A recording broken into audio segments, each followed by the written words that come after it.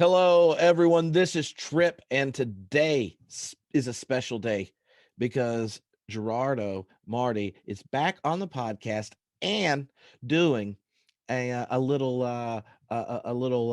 master course, you could say, an invitation to reflect deeper than just your normal conversation. He's going to be dropping a mini lecture on secularization and social change, and then we're going to discuss and unpack it. Because a lot of you that listen to the podcast are a part of our current reading group, Wrestling with Charles Taylor, Hartmont Rosa, and thinking about the changing nature of faith in our current cultural context. And, Gerardo, last time you were on the podcast, people were just so excited. They were like, can he please come back? And so because of the Twitter, I said, this is a perfect reason. You said every sociologist of religion has a take on secularism. I'm like, how about you explain that to us? And then we get to talk again. And boom, here you are. What do you think? Thanks so much, Trip. It's great because I love your curiosity. You just make things flow. So it's really great. And of course, everything that we talk about, God, religion, spirituality, social change, all these things have so many different dimensions. That's why you can spend your entire life just kind of unpacking everything and learning. So I'm glad to be. We won't get bored, That's right. That's exactly right. Awesome. Well, I'm going to let you take over, and then after your little mini lecture, we'll discuss it, and then I have some questions that people in the class sent in. So but we won't run out of things to talk about before we run out of time. So I agree. Yeah, exactly. Well, today I titled the talk "Secularization and Social Change." My research has really been oriented around race, religion, and social change. So I'm incredibly invested in these issues, but they are issues that are thick and full of history of ideas, contentions, and lots of different approaches. So I am a sociologist and I have my own take that use sociological tools, but I am in conversation with other disciplines because there's no single discipline that could possibly accommodate all of the kinds of things that we want to talk about and the kinds of things I think that you and I are interested in, Trip. So secularization is a broad and abstract term, just like capitalism or theology. And so there's no way that I could somehow summarize or even neatly package what this would be. And many people who are listening may have also had all kinds of readings and opportunity to think and have done their own research. And so what I'm going to share today is sort of like my sort of starting point for the conversation. It's not meant to be comprehensive. And of course, other people could contribute and maybe even at points might disagree. But I hope that this is useful. For many people, the starting point for understanding issues of secularization came from Harvey Cox, particularly the book, The Secular City. And there's one larger insight that comes from Harvey Cox that I think is very much worth visiting and revisiting. And it's this, that to understand secularization is really to understand the vast social changes, social, economic, and political, of the past 400 years. Now, I use the word 400 years for a reason, and we'll go back at the end to revisit that. But when we talk about secularization, what we're really talking about is social change. And once we get our minds shifted to thinking in a much broader term about social change, I think that we start to ask better questions. And we also become more quickly dissatisfied with a lot of the things that are quickly presented in an offhand way as secularization.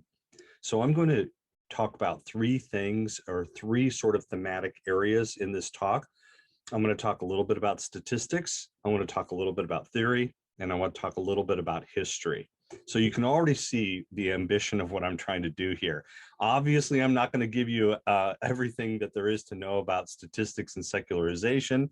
There's no way we're going to be able to unpack all the theoretical perspectives that relate to secularization. And of course, the history is multiple and varied, and also is going to be different depending on what region of the world you're going to be talking about. So there's a lot to talk about here, but I decided to throw it this way, just again to provide some buckets for us to throw things into and move on from there. So I'm going to start with statistics. Most people, when they think about secularization, the starting point has to do with changes in the level of something. And so, for example, one of the most popular is the growth of the religiously unaffiliated, or what's often called the nones, N-O-N-E. Those are people who mark no particular category when asked about their religious affiliation, or they refuse to answer. And what we have seen in surveys is a marked rise in the number of people who are religiously affiliated as we typically measure them in surveys.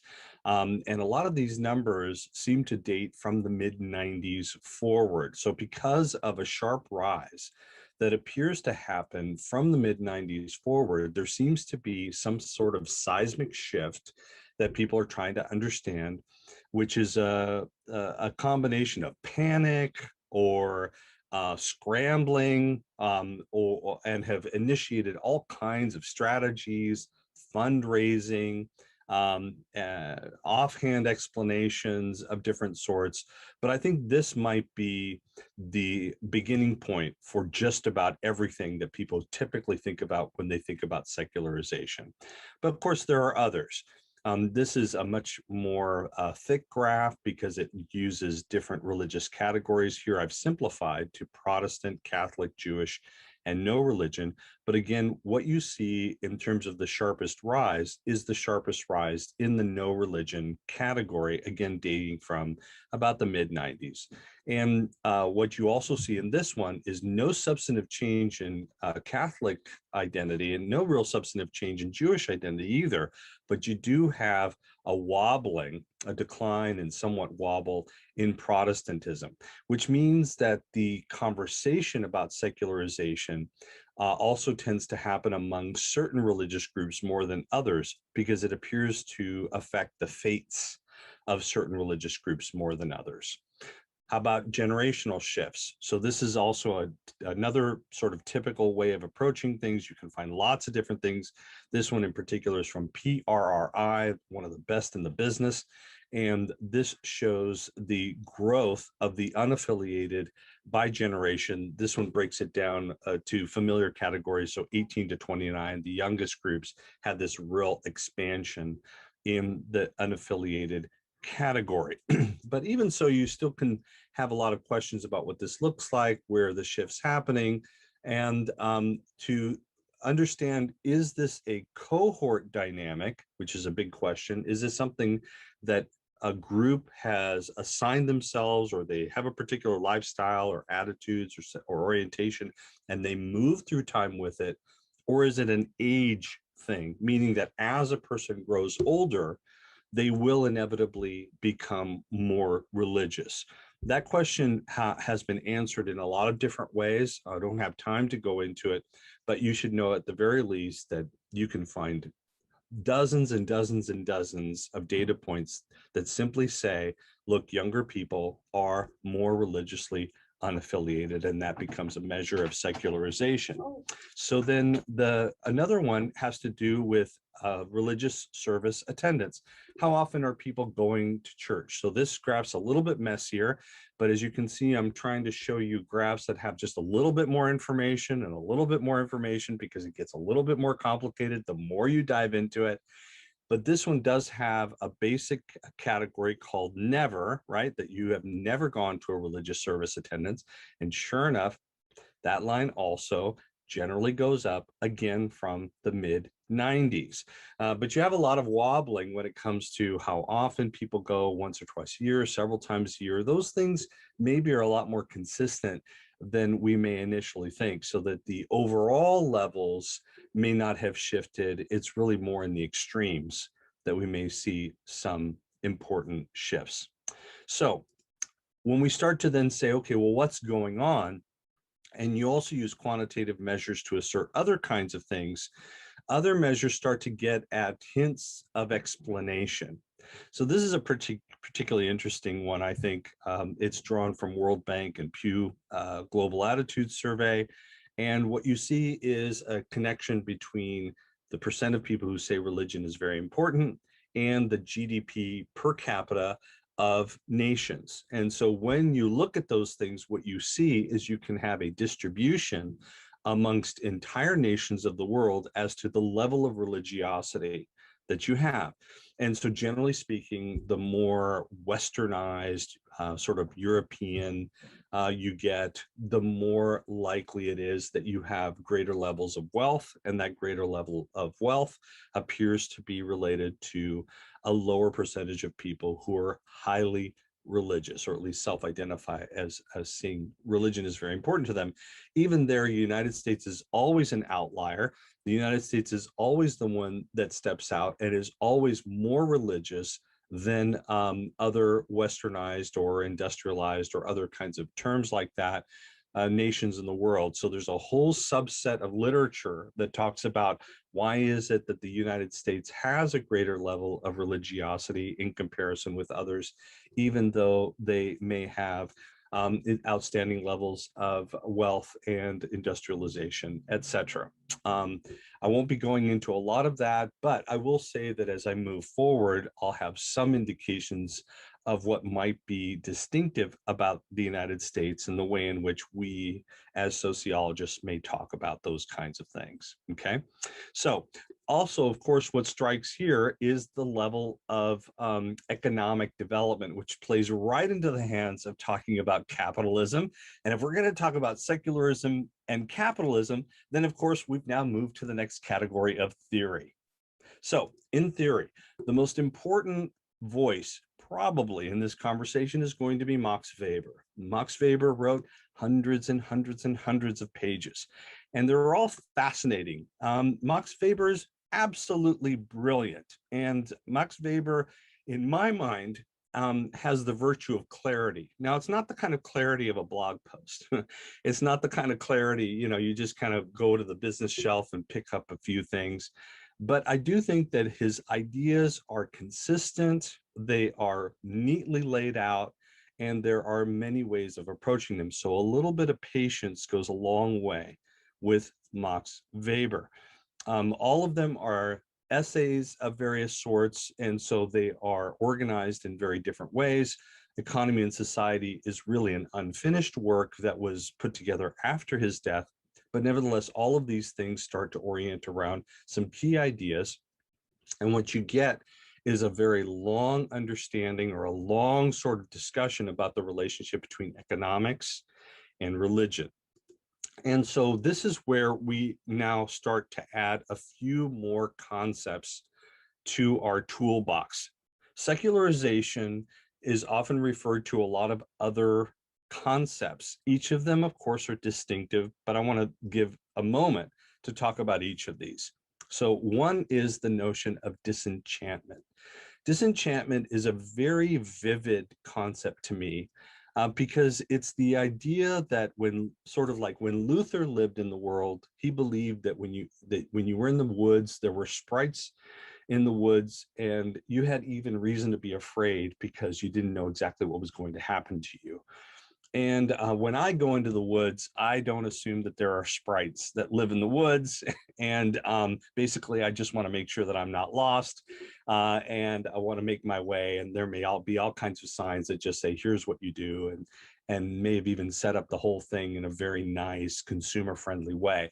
Disenchantment has to do with the removal of a sense of the supernatural guiding all aspects of the world, so that as you enter into the world, the atmosphere of the world is thick with spirituality, and everything takes on meaning because the relationship between the physical material world and the unseen transcendent world are immediate. If they're not parallel,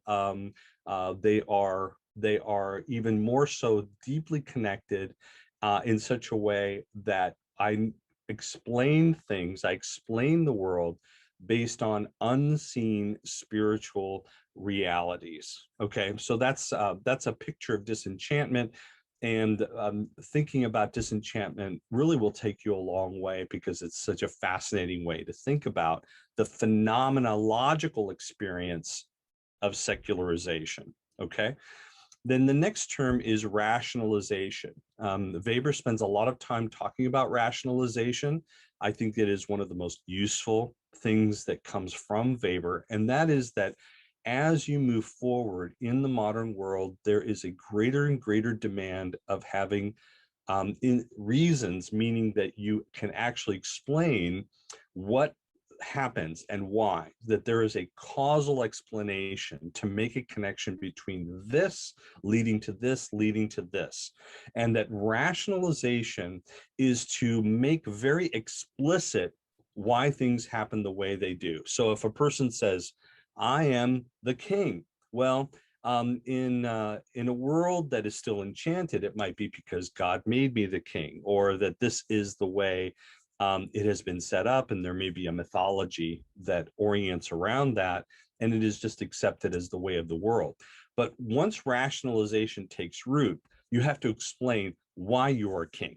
And so then being the why of the king then has more sense of explaining the histories and traditions, but also the obligations that are intended to being king. How are these role relationships established? How do you enter them? How do you exit them? And how are people related? So rationalization readily leads to bureaucratization. It is the increase in legal systems. It is the increase in the writing down of rules. It is the notion of contracts and contracts being expanded. So rationalization just has to do with somehow putting centering, if you will, of knowledge, and making sure that things happen because they make sense in a particular way. Now, the most important aspect of rationalization is instrumentality. So when you read Weber, and particularly the first chapter of the giant multi-volume work, Economy and Society, he talks about 4 different approaches to the world. There are 4 sort of orientations to social action. Those actually map on readily to 4 forms of, forms of domination. He actually makes them 3 forms of domination because one is is just the nature of habit, and really he thinks it's not worth talking about habit and custom. More on that in another time. But essentially, instrumentality is the means ends connection. Instrumentality is that you do things because you expect something to happen. And so the instrumentality is really a bit like a formula, or even in a grander sense, the scientific method. The scientific method has always been understood to be, you understand something in order to be able to predict something. And once you can predict something, you can control it. Okay. So we want to understand the weather and what makes the weather change in order to be able to predict the weather and when it changes. And if you can predict it, then you can control the weather. That's true for just about everything. And this is very much the world that we live in.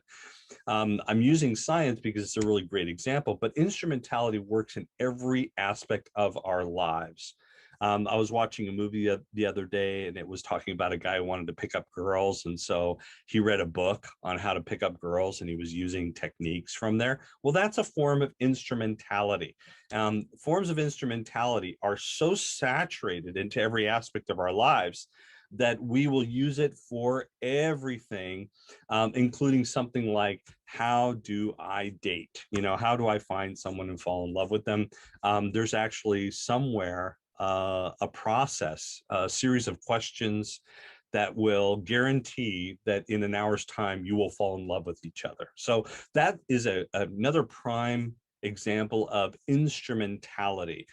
So instrumentality, the moment at which you start to go, okay, this leads to this leads to this, you are now moving in the realm of secularity, because what you're doing is you are taking it out of the unknowns or the whimsy or the unpredictability of the gods or of providence or of the spirit moving, and instead you put it under human control, where the human being is able to, through a series of conscious acts, strategically move from one place to another to make things happen. And so instrumentality is one of the key aspects that Weber would forward, I think, as an aspect of what's involved in secularization processes. The fourth, and again, these are not exhaustive, but the fourth that I want to add is calculability. Again, I really like calculability, like these other notions, because it makes me think about things a little differently.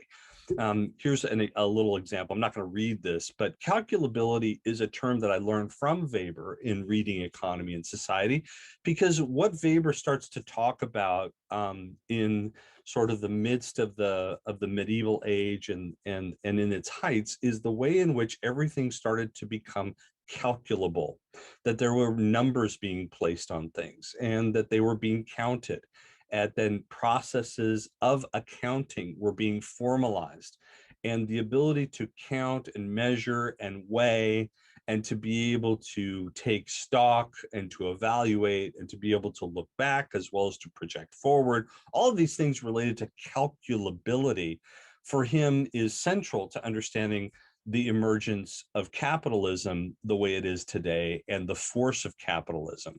So you can see how these things can begin to work together. You can see how disenchantment and sort of then this notion of rationality and then instrumentality and calculability, you can see how even in just a few minutes, these notions can all connect to each other. They all highlight different aspects of vast social changes that are happening in the world.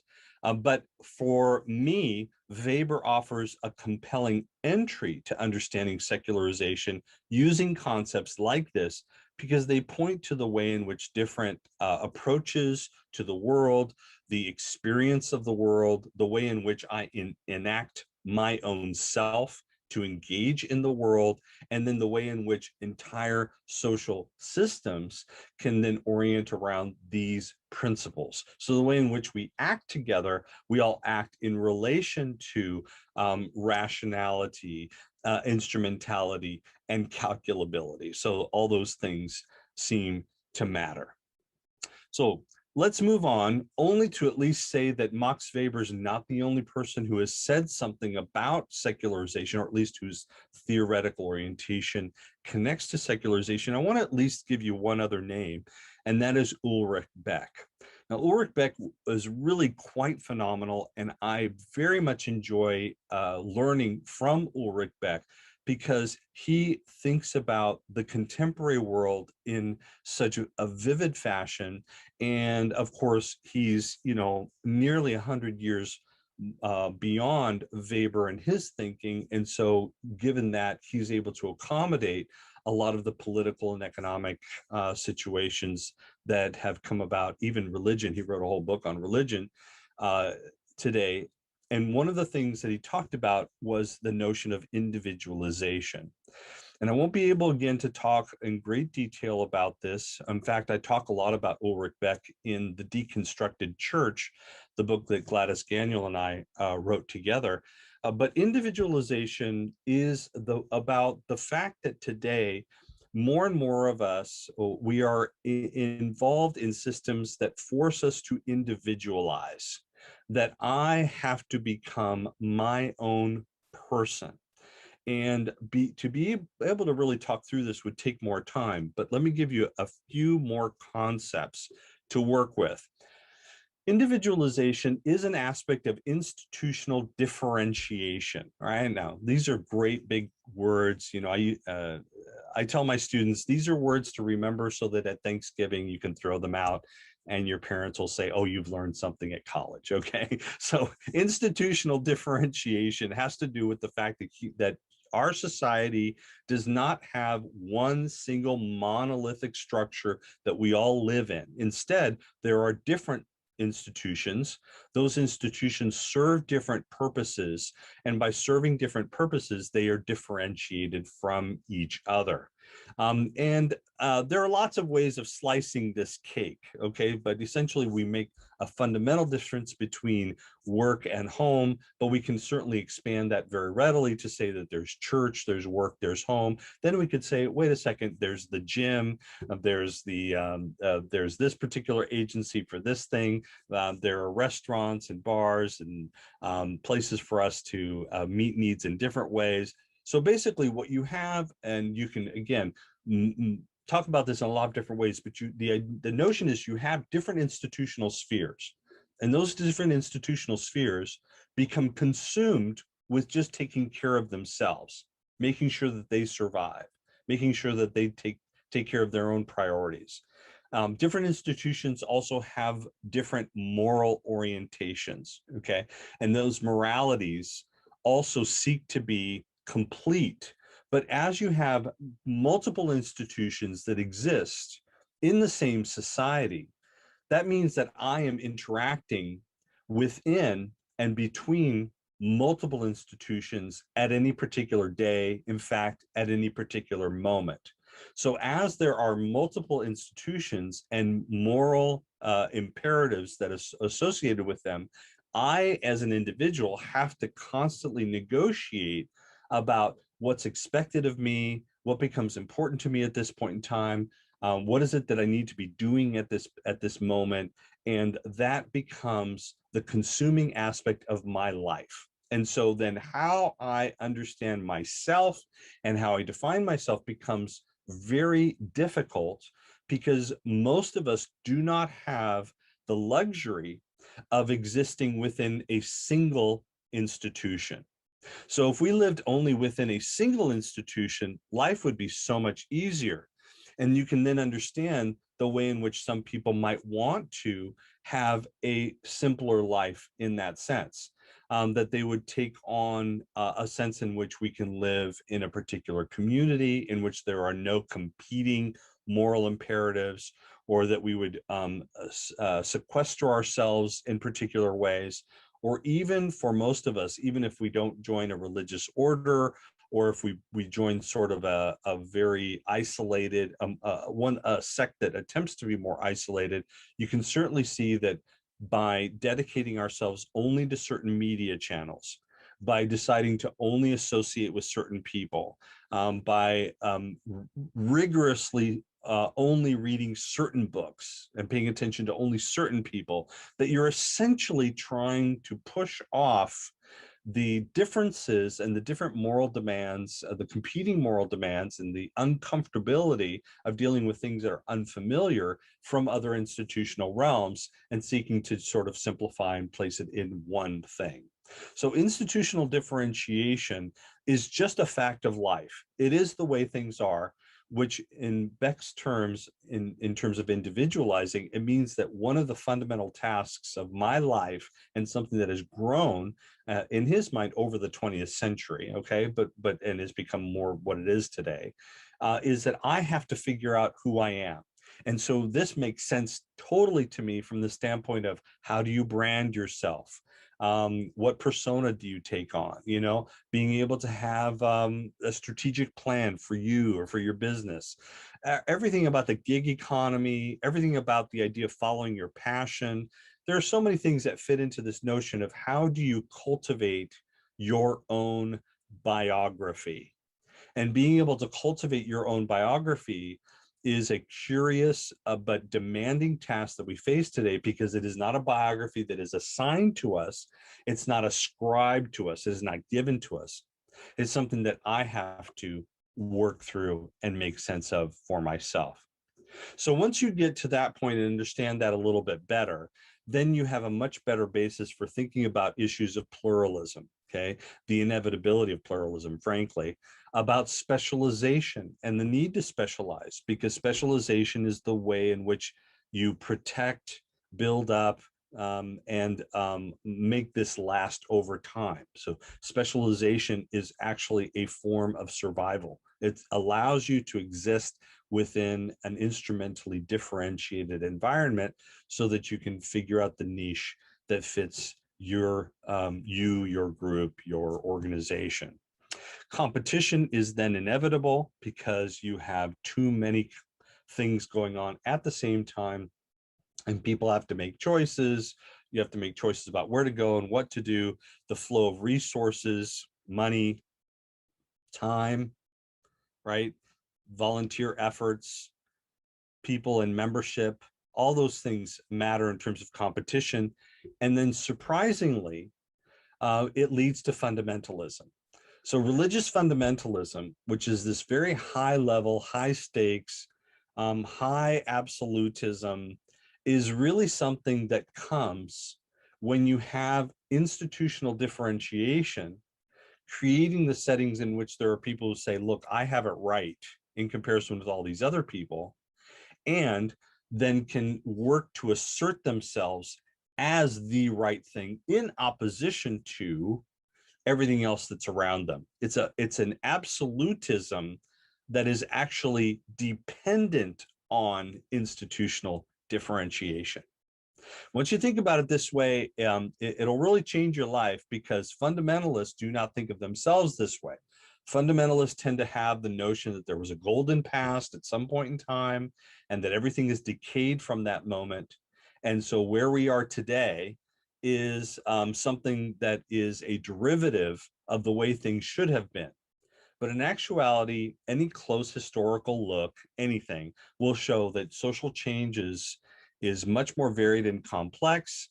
There have always been competing groups in various ways, but there's something about the world that we live in today that is actually more set up than any other for groups to create these self-sustaining, self-referential, sort of self-absolutizing ethos and mythology, so that they can then kind of continue to live that, and then they just ignore all the various ways in which they do participate in other institutional spheres. So even the most radical fundamentalist usually has to go somewhere to get their car fixed, for example, or maybe to have their medical needs taken care of. And I realize that there are forms of fundamentalism that actually reject those things.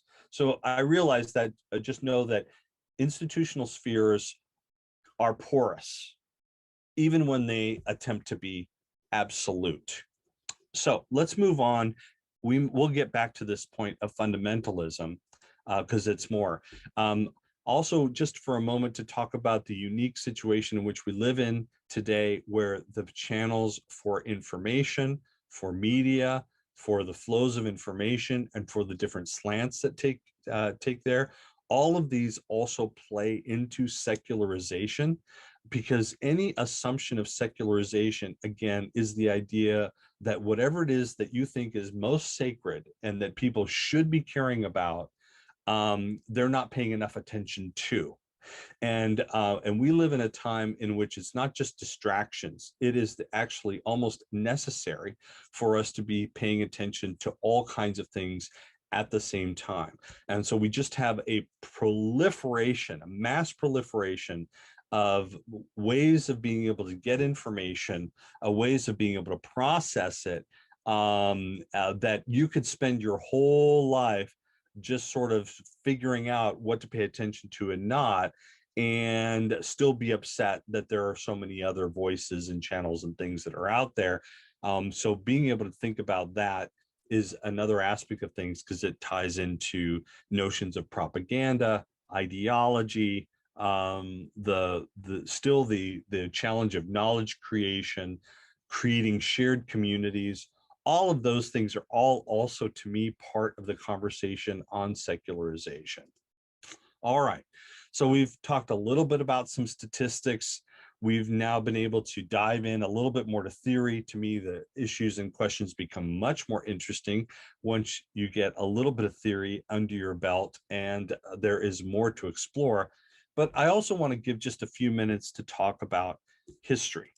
So the book that I'm reading now that I'm really enjoying is called Religion in the American Revolution, an Imperial History. And I want to throw this out because I'll tell you, this scholar has spent a tremendous amount of time investing energy in cultivating this particular history book. Years of research, years of archival work, and I am learning something just about every page.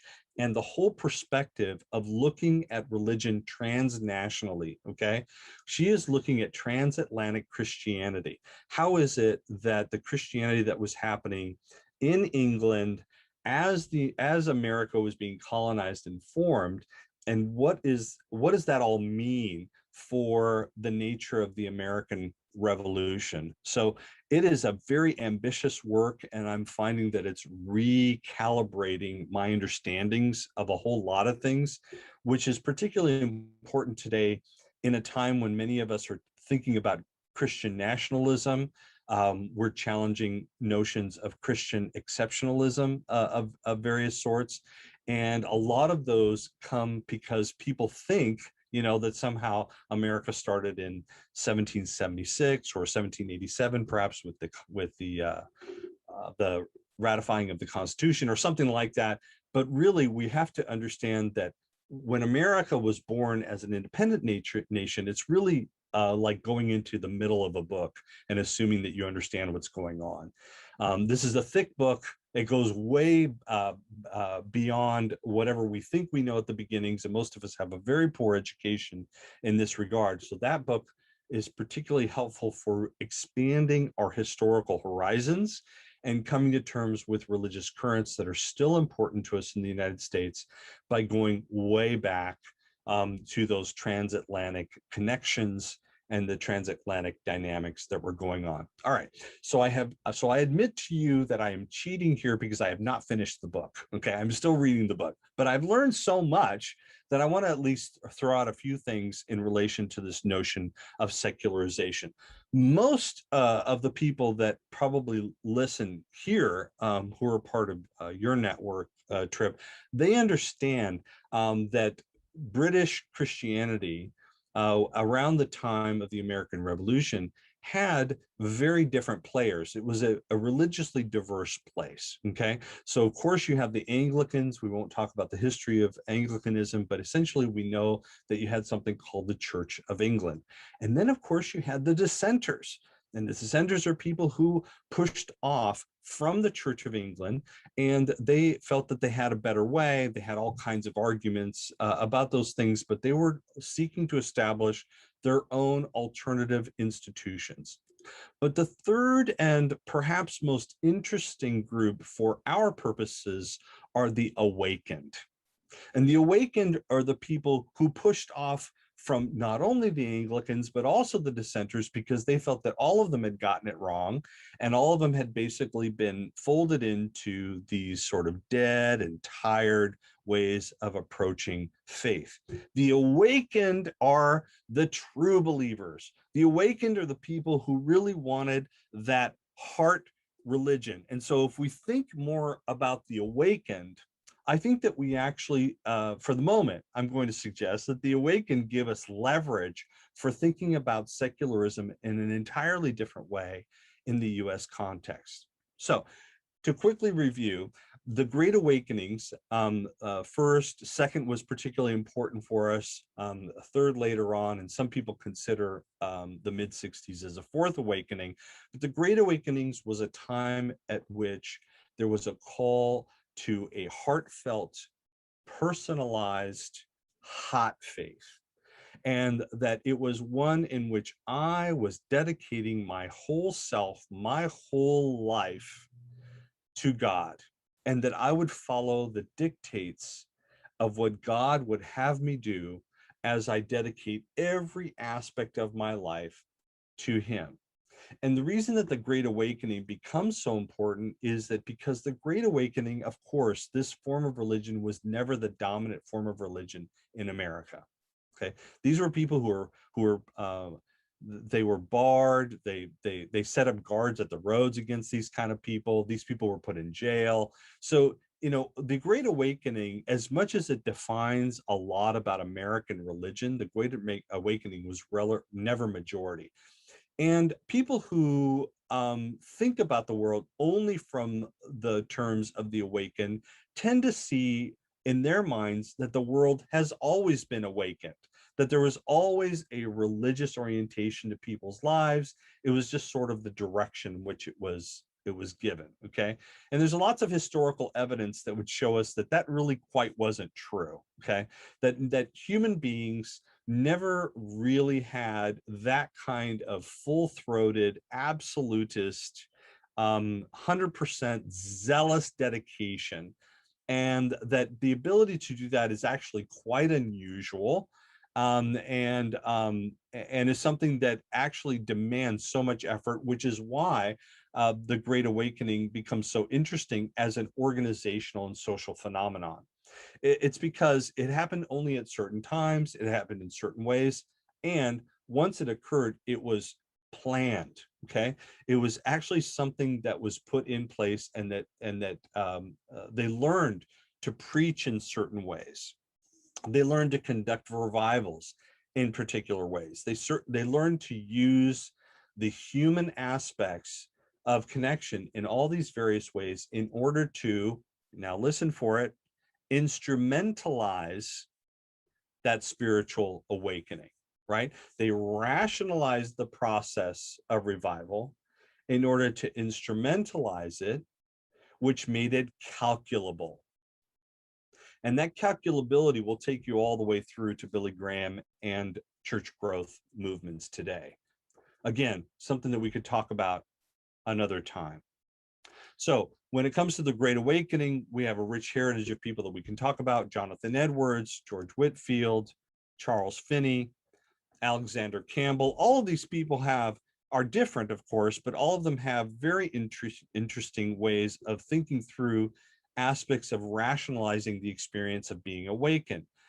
Jonathan Edwards wrote huge treatise on the religious sentiment, the religious affections. George Whitefield was very deliberative in how he planned for revivals, and then had to think about how to fund them, and eventually made the really odd and horrendous choice, in my mind, of wanting to establish an orphanage based on slave labor, using the profits of slave labor. So in other words, he wanted to do charitable work based on the exploitation of others. And that feeds into a sort of imperial mentality that George Whitefield had. But here we have a very interesting case in which the instrumentalizing of the charitable and revivalistic work that he wanted to do was based on other developments that encompass the rationalization of the world in other ways. Because basically you're coming to a way of understanding that you need to do this in order to accomplish this other thing. That's a fascinating aspect of George Whitefield. Charles Finney, if you read his work on revival, Charles Finney is the one who came up with the anxious bench, or what we think of as the altar call. The altar call is, again, it's another instrumental means of being able to get people to acknowledge their sin, to repent, and to give their lives over. The conversion process becomes something that is event-oriented, and it is planned. It is event-oriented and it is planned. And of course, Alexander Campbell, as a part of the Campbellite movement, was another example of someone who rejected sort of organized religion. He actually didn't think that religion should be organized much at all. And there's a lot more time that we could spend on Campbell. You could all, I'm sure, give me more about Campbell, but it strikes me that you have a very interesting sort of highly individualized absolutist moment in which I'm just supposed to dedicate my life, and then from there all decisions flow from there. So what you have among the awakened is this notion of an uncompromising intensity alongside a disdain for structures. And this is more popularity, in a more popular way. It's the difference between having monuments and having a movement.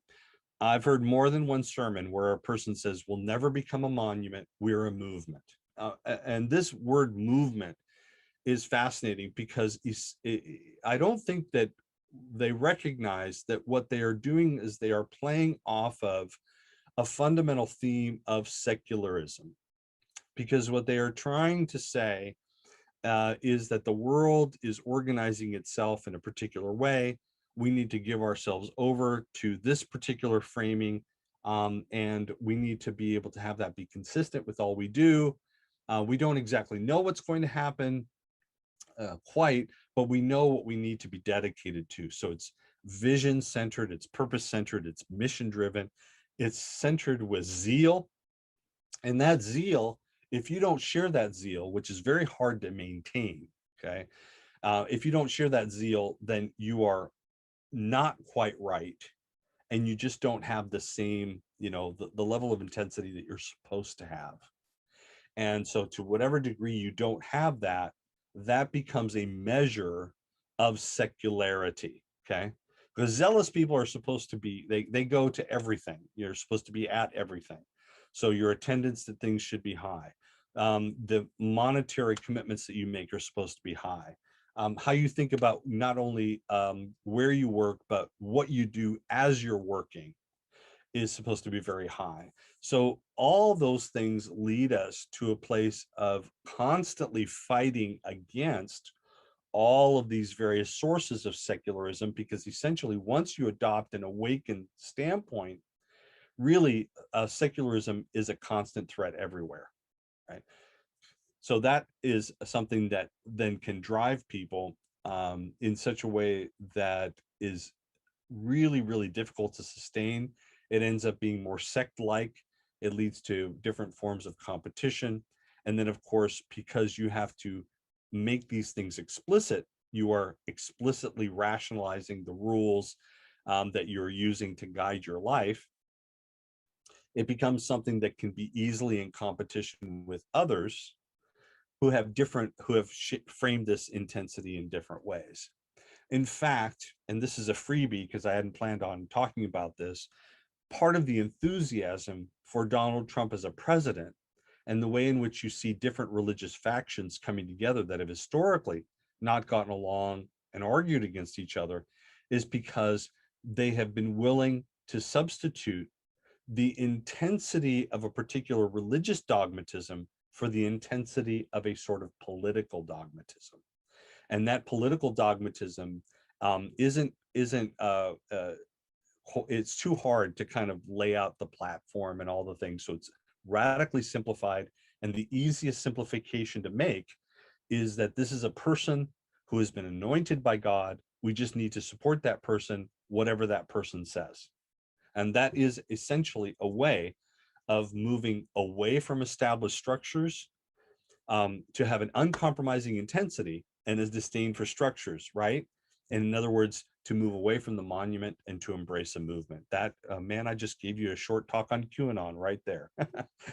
All right, so if we move forward into the implications of monument movement, one of the major examples that we can give is about the Jesus people. The Jesus people movement in the early 70s, and this encompasses a lot of different groups many of you may know or have even participated in. For me in Southern California, the closest connection to the Jesus people in an organizational fashion would have been Calvary Chapel in Costa Mesa, Chuck Smith and others, but there are others. And this is a way of moving more towards this notion of intensity and movement. It is a form of awakening. It's a transformative but also a romanticized awakening. And surprisingly, all these people who had thought of themselves as a movement, all of a sudden found themselves to be the monument that had to be fought against. And so that colored and had its own implications for the development of American evangelicalism. But I think what's interesting is this notion of immediacy versus dogmatism, because again, as you get to believe that things have to be immediately hot, then there's an immediacy to religious faith that becomes in its own way uncompromising, and it also surprisingly leads to new forms of dogmatism. So when we look at something, for example, like the four spiritual laws, and I started thinking about this in relation to this because most of you have probably heard of the four spiritual laws: Campus Crusade for Christ, Bill Bright. And it's a very simple sort of formula. Essentially, you have sin, you have God, you're disconnected. Jesus bridges the two, and that's how you go. And what's interesting to me about this is that this appears to be a form of religious intensity. Okay, the evangelism, the essentialization of the message, the move towards conversion, and the push for that. Okay, but I want you to also look at the four spiritual laws as a radical instance of secularization. Because what you have here is you have a way in which there is a rationalization of the faith. There's a lot of things that have actually been disenchanted by being placed in this little pamphlet. And you have now an instrumentality. You are lost, but you can be saved. So how do you do that? And then you make it calculable, because every form of four spiritual laws is essentially a formula. It is a way of being able to calculate where you are now, make an assessment, to then be able to do something which you're being told exactly what to do, so that you can then go, boom, I made it, and then you're set for life, right? And so those four spiritual laws are a strange aspect of secularization. It is radically disenchanted because you don't have to wait for the Spirit. Just the occasion of receiving the pamphlet and reading it is in and of itself supposed to be the work of God. It is rationalized, it is instrumentalized, and it is calculable. So when you look at something like the four spiritual laws, and there are lots of things that I could show you that look like this, it just happens to be a good example. Law 1, Law 2, Law 3, Law 4. You can see that it is actually a form that really intriguingly combines a religious intensity that becomes a form of dogmatism, which is really, in its own way, manifesting all the qualities of secularization that they wanted to avoid from the beginning. And so you have this really intriguing thing that I'd like to share with you, which is greater secularization leads to greater religious intensity. Greater secularization leads to greater religious intensity.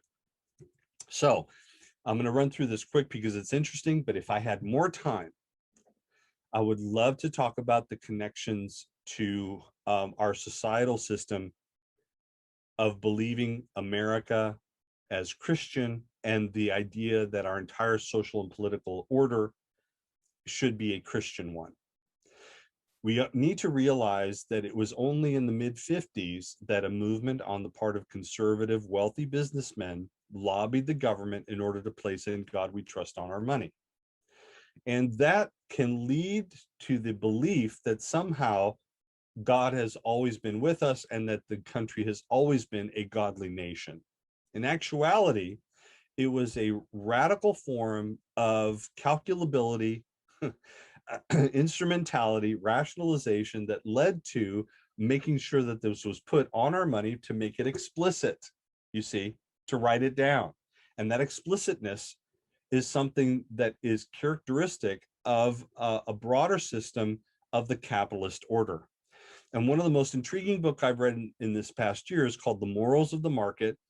And it very movingly shows the way in which morality has been played out by neoliberal elites in order to allow our country to embrace capitalism and yet believe that it has a sort of a proper moral Christian grounding, and the way in which this has been nationalized so that the goal is global dominance through a global mindset. Again, I don't have time to talk about that argument in more detail, but at least you have the book and you can begin to pursue this.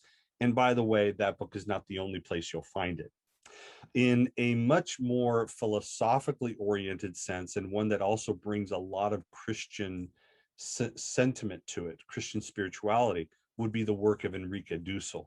Enrique Dussel, who's become a new hero, his book, Ethics of Liberation, which is fairly recently translated into English. It's a thick book. It's a very thorough understanding of Eurocentrism, the way in which Eurocentrism has instrumentalized the world in particular ways, and yet the way in which some of these spiritualized elements have been played out and actually serve to oppress more so than to liberate. Again, Dussel has developed this, and so have others in these post-colonial, decolonial theorizing. But this I find to be a particularly intriguing work. So when we think about the issue of secularism, we have our challenges laid out. Secularism is more than just a single variable moving up or down. We really are helped by being able to understand theoretical perspectives that would help us to gain an appreciation of changing societal structures, the consequences of those societal structures. And then once we begin to understand some of that, then we can even better lay into the histories that allow us to see the greater complications of how secularism and religious intensity coincide together in our societies today. Um, Although I would not say that secularism is secularism is so broad, you can find it everywhere, okay, basically. And so if you wanted to see other aspects of secularism at work, certainly I've written about a whole lot of different things that you could tie into, because once you have the sorts of sensibilities that I've tried to share with you today, all of these things can be read as manifestations of the way in which secularism and social change have led to different religious outcomes in a variety of different spheres. Trip, that's it. Thanks. Awesome. Awesome. All right. So I know we have a little bit of time to discuss some questions. So forgive And me if it went. no, I would take a look. Once when you said that the four spiritual laws were a product of secularization, I was like, oh shit, that's good. That's good. I'm not sure I'm going to tell my in-laws, but I'm gonna think it. So so I have some super nerdy questions, but there are three things that I wanted to ask, and then we'll see how much time we have left. I recently messaged a thousand ministers and asked what was the biggest change in the spiritual landscape in your lifetime, and what was the biggest surprise, and then correlated the three big surprises. And I was like, I wonder, given your theoretical framework and the history and the way you're unpacking it, um, when you hear them as a sociologist of religion, what goes to your head? So the first was, while there has been a waning of institutional religion, there's been an explosion in less traditional forms of spiritual practice and community. And if you think of just even in the way Charles Taylor talks about that, right? Like you have these traditional ends, and there's this cross pressure that creates this cross pressure. And then you get a supernova of a multiplicity of different expressions.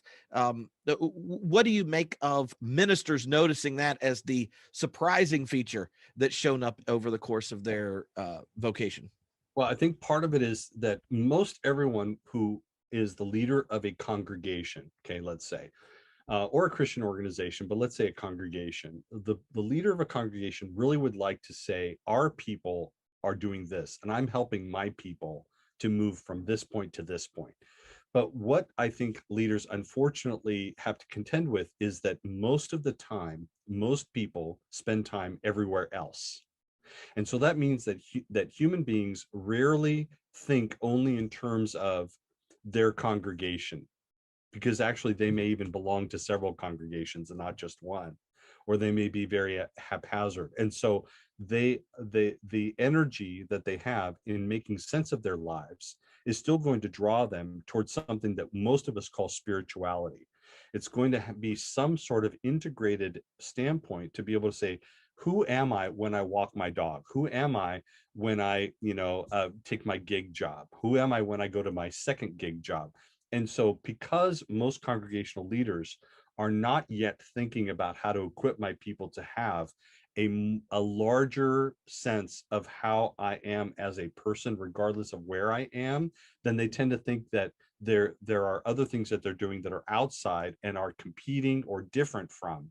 When I think that the value of what a congregational needs to do is to really be able to help people to know, how do I work through my life?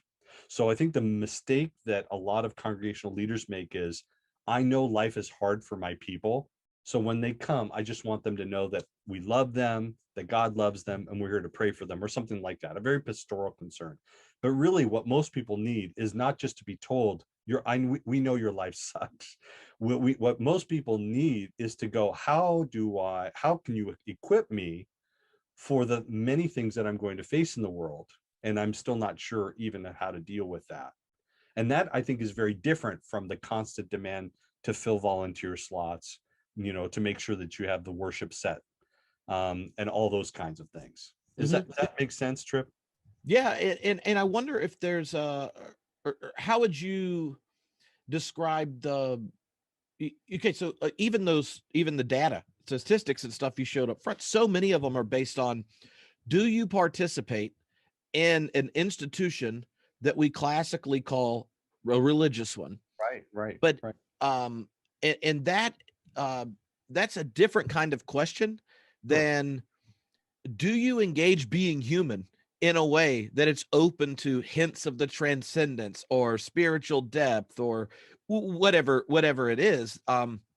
If you started asking and it included everyone who follows their astrology chart, or also or takes the Enneagram too seriously, or all those type of things, then you would have a different picture of just how religious or spiritual we are.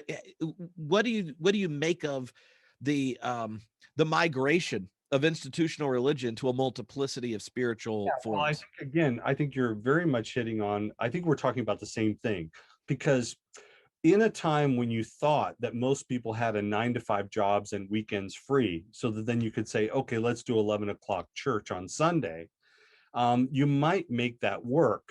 But in a world where I don't know where I'm going to be tomorrow, and my obligations expand and contract, and I may be traveling and I'm not even sure, then all of a sudden, the way in which we've structured an institution of religion that demands people that be in a particular place at a particular time doing certain kinds of things is going to be much more challenging. I think we knew that a long time ago. It's just people ignored it.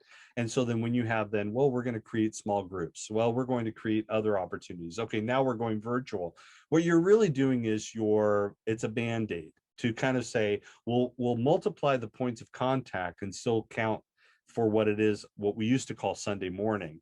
But really, again, what we need to do is we need to move to a place where we say, what is it that we help people to do to connect with people in this much more fluid and challenging environment where we're having to manage our lives, and also, again, confront the multiple, ever-changing moral confrontations that we have in all these different spheres of life. If I have so many kids, I probably have as many moral issues to deal with as I had kids, and more. So, and I think that our churches are still assuming, oh, we're all having dinner, every day. Oh, my kids will listen to me, like things like that. And I think that really we just have a more challenging. So I don't question the vocation. I certainly don't question that there's a need, but I think that there's a more radical retooling that is required if we're going to confront where people are actually living. And so the old way of doing things, and I am going to call it old, of saying we're the church for people who don't care about church, you're still trying to do church. And the problem is that people find it very difficult to be a part of any church, even if it's the church that I don't want to be in or something like that, right? The irony of that. It's more that I've got to position myself not to create a new type of institution that people will see as a haven. I think instead it's a more bold assertion that people are not experiencing havens anywhere and are having to move between all these things. So how can we create a ministry that moves where people are already at? And that, I don't know if anybody has the answer, by the way. I know that seminaries are thinking about us. I know that they're really, I know that people who are not Christian and take spirituality of different sorts, new agey sorts of things is what a lot of people call. These people are not assuming that you are in one place. They assume that you are carrying the divine within you, and then you can confront the divine anywhere.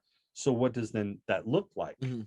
You know, even if you're going to the dry cleaner, I think that's the kind of thing that that we just haven't yet caught. And the old shed, what would Jesus do, isn't enough, right? It's not enough. Yeah.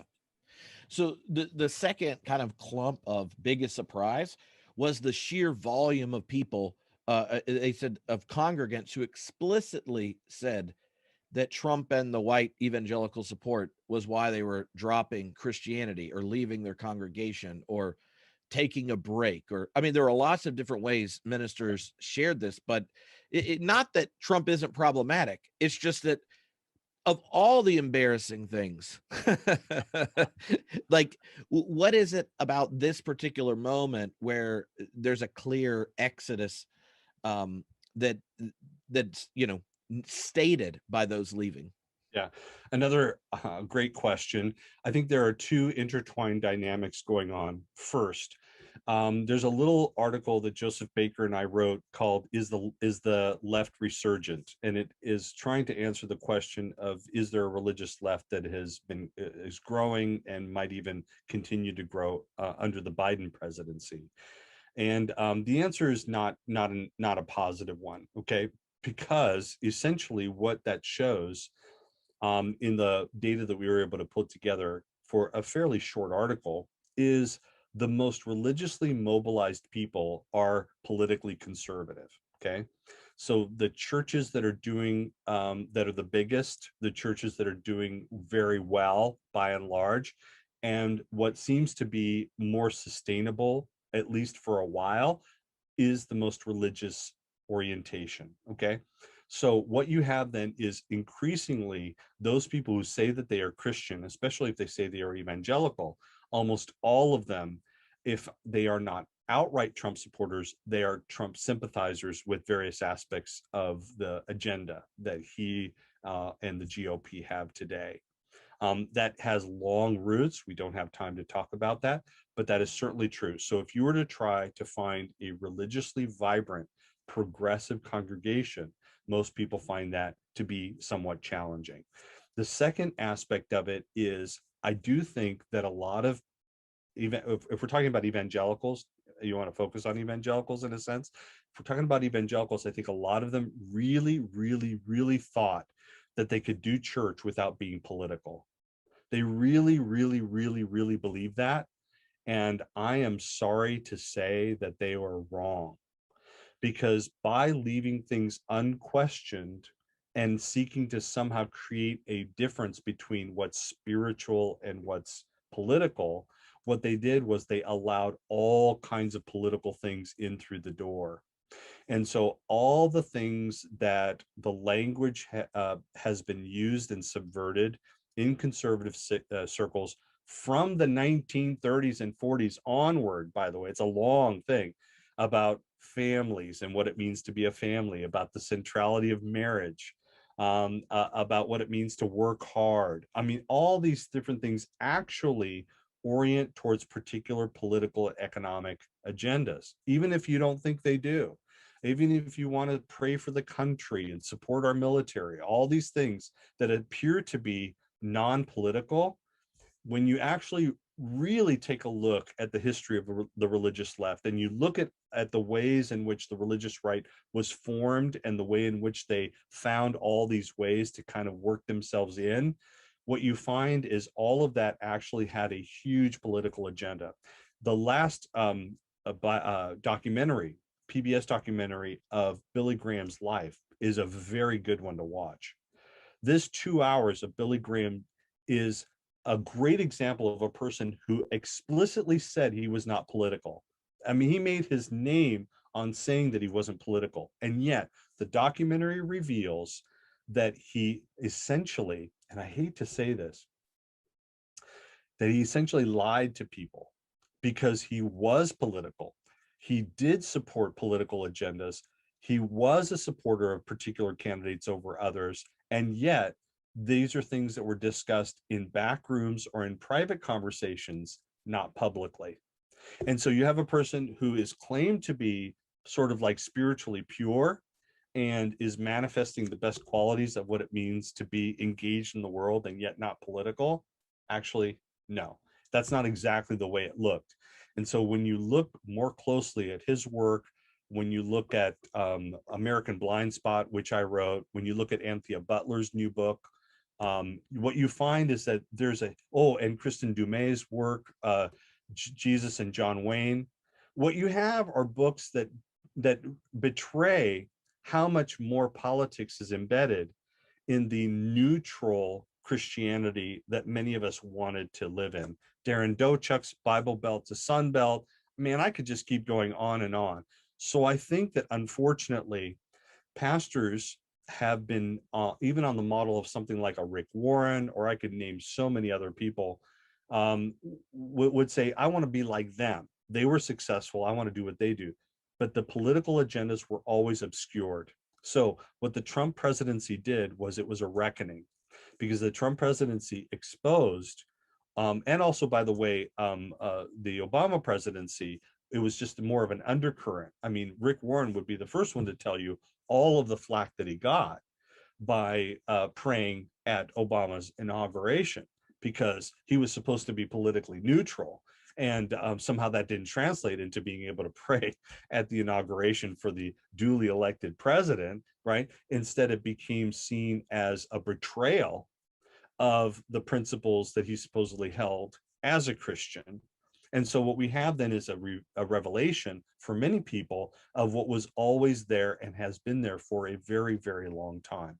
So I think that whether we like it or not, our pastors need to learn how to name and recognize political realities that are occurring in their congregations, and to be able to confront those in the same ways that they would confront other kinds of sins or other kinds of issues that might need to be re-examined Mhm. in their lives. I mean, even the language, that you were kind of saying back about, oh, he was supposed to be spiritually pure, and that meant right without a political agenda. Right, right. Um, like you've already done something to Christianity and well, any of the biblical religions if they have no political agenda. It's like somehow Billy Graham transubstantiated Moses telling Pharaoh to let my people go into a vision where you clap because he plays golf with Pharaoh, right? Like there's this maneuver that happened, and in and I think that part of the Exodus, or at least this is what I've been thinking. I wonder what you think about this. Part of the Exodus was more white Christians realizing that by being part of evangelicalism, they were already doing the most necessary part of white supremacy, Mm, mm, namely mm, normalizing it, right? mm, Like you're part of the very institutions that preserve it. You don't, it's white supremacy functions mm, not because everybody's like secretly in the Klan, it's mm. because everybody's okay of being friends with and standing next to and singing next to and having them baptize Right. a person that's in the Klan, metaphorically. You know what I mean? The Yep. necessary part was Yep. doing nothing. And when they walk out of your church for that reason, like we need to take seriously just how much slaveholder religion is at the heart of white Christianity. Yeah, I appreciate what you're talking about, Trip, because I think you're right, and I think that what's also very intriguing is new work that's still coming through. And let me name two really quick. One is a new book by Erdmans called Ethnicity and Inclusion by David G. Horrell, Horrell. Do you know this book? Mm-mm. It's a new book. He's in England, but this book was really quite amazing, and it is for people who are concerned about New Testament scholarship. So the rootedness of the book is this: that the formation of New Testament scholarship occurred in the same frameworks of colonization. Okay.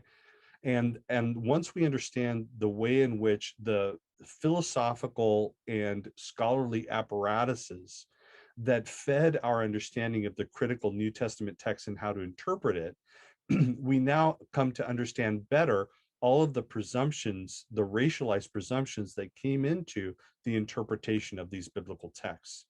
And the last chapter is a fine synthesis and where he draws out the way in which whiteness is intertwined with what seems to be a neutral analysis of the Bible. Because I think you and I both know that many evangelicals, they're told that the Bible is clear. They're essentially taught about the perspicuity of the scripture, right?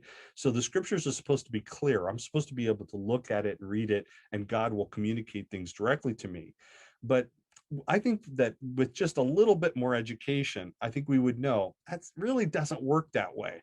And this book, and I mentioned Erdman's a lot to say, this is a credible, high quality Christian publication by an outstanding scholar. What this book is doing is it's allowing people to be able to see all of the presumptions that are built into a supposedly neutral reading, because that neutral reading is being constructed, and then it forwards and perpetuates certain ideals. The second is the work of Samuel Perry at the University of Oklahoma is a great colleague, a sociologist, and he has a journal article that came out pretty recently looking at the ESV. And it looks at the translation of the ESV in comparison with other English translations to look at the ways in which it seeks to justify a particular orientation towards gender. And in doing so, it is already building into the reading of the scriptures a clear agenda. And he's doing something similar in relation to race. And there's a book project that he's working on. But you have something that allows us to see something that is normally invisible. And that is, we have to be a lot more attuned to all of the presumptions that are built into the worldviews that we carry in trying to convey a spiritual, way of seeing the world. So again, you're absolutely right. But unfortunately, because of a series of manipulations and sometimes outright obscuring, like outright lies, there has been too many instances in which people are told to believe that their leaders or that the Christianity that they're promoting is supposed to be a particular way, when in actuality it's something else. And again, I mentioned Kristen Dumas because her Jesus and John Wayne does that also in a very smart manner. Well, I kind of think a lot of mainline Protestants are like Joe Biden. We have a politics, but it's kind of do a good job at it, never have to talk about it, don't notice it. And if it costs you too much, we'll just compromise with the people uninterested in democracy or letting African Americans vote. That, like, like if in this, like in a similar way, right, where you talked about that shift of within evangelicalism, that Trump represented a movement that switched from religious zeal to a political one. I think that the absence within white Christianity in America of a genuinely prophetic strain is extremely noticeable, right? And again, I've written about this. Certainly, when you look at somebody like Robert H. Schuller, in the book that Mark Mulder and I wrote called The Glass Church, he makes it clear. He says, we do not have a prophetic ministry.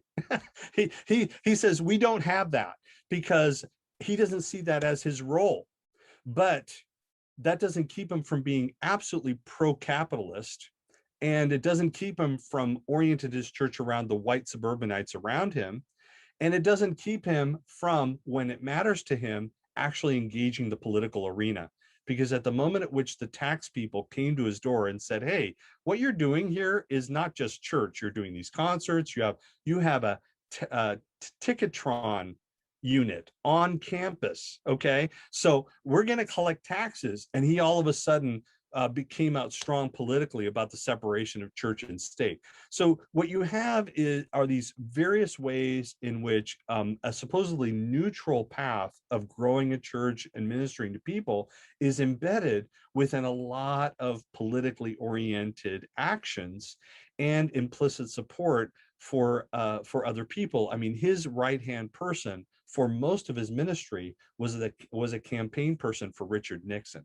So you have a lot of things that are connected there that are important. And again, I wrote American Blind Spot in order to give people at least a foundation of history, to be able to at least get a starting point for all the things that they're not taught. And wherever we go with these bans that are going on right now against CRT, perhaps there'll be a generation of children that will never get the information that we're talking about today. So American Blind Spot may not be allowed in your school, but you can certainly pick it up and you can share it with your own family and your own friends about what Yeah. actually I orients them. Okay, so this is my last question, but I had a whole bunch of rather nerdy theory questions that I passed on because no, those were not the ones people sent in. Sadly, I love that. But here's something that was going through my head based, like as you were talking.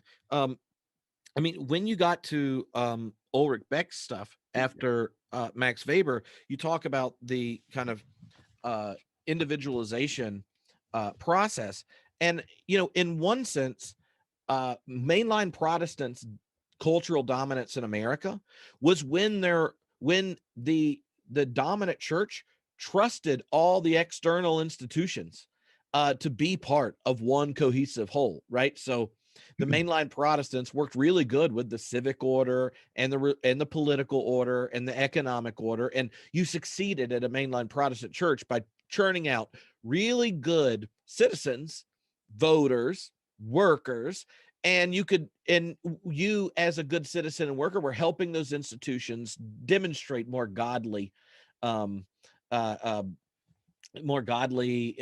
values or whatever, right? Oh, we're going to get a new safety net, new labor laws, better minimum wage or whatever.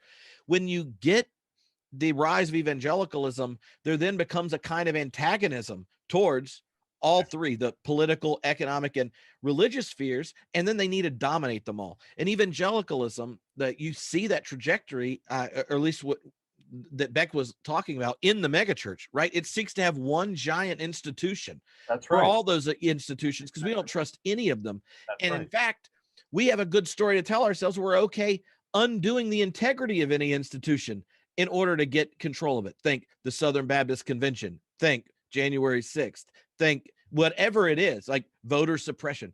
We will ruin it. Think of what fishy things have happened at Christian business leader meetings. I mean, and I had never connected the dots that once the lack of confidence, right, or really religiously right-wing suspicion towards all these institutions, Yep. evangelicalism and the megachurch kind of became the beating heart for justifying the degrading of any of those institutions in order to coerce the culture, the state, and everything into your religious story of domination. No, that's absolutely How right. far-fetched is Tripp's No, I'm with you, Trip, because really what you're doing is you're playing right into my hands. Oh, Talk about the difference between the Anglicans, the dissenters, and the awakened. yeah. Essentially, if you see the main line and the establishments, sort of like the quote unquote liberal establishments that had been the assumed, is sort of like the winning out of the dissenters. The winning out of the dissenters in American history.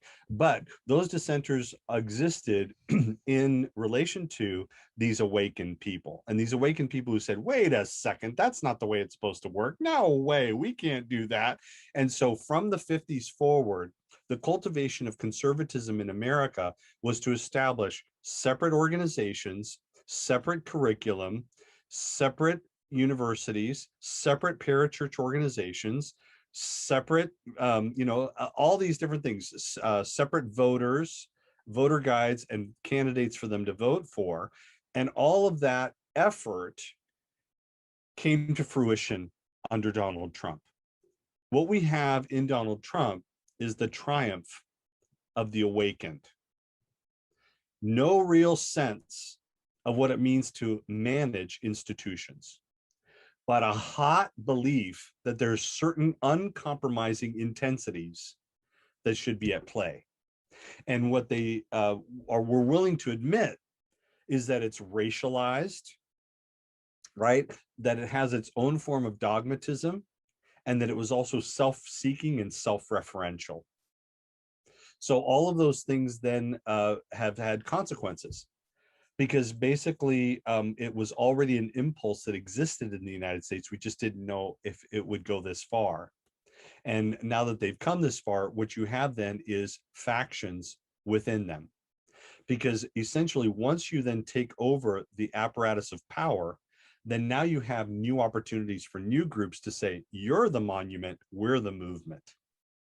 And it continues to fracture out from there. But it is very destructive along the way, right? Oh, man. All right. This has been a complete blast. And if I wasn't about to pick children up from school, I would just keep talking. But it's been so much fun. I'm definitely going to look forward to doing it again. I anticipate everyone in the class to have so many questions that I'm going to start badgering you again to show back up, because really, I'm going to say they have questions so that I could ask you my nerdy theory questions that I didn't get to. Because Well, we definitely opened a huge can of worms. It's a fascinating area, but what we're talking about is trying to understand the world. Mhm. So and we're there, I'm hoping to be helpful in doing so, but it becomes hopefully more generative, not so much like, oh, here's the answer, oh, thank you for that definition of secularism, instead to be able to adopt a heuristic framework that allows us to generate new insights and be able to ask even better questions.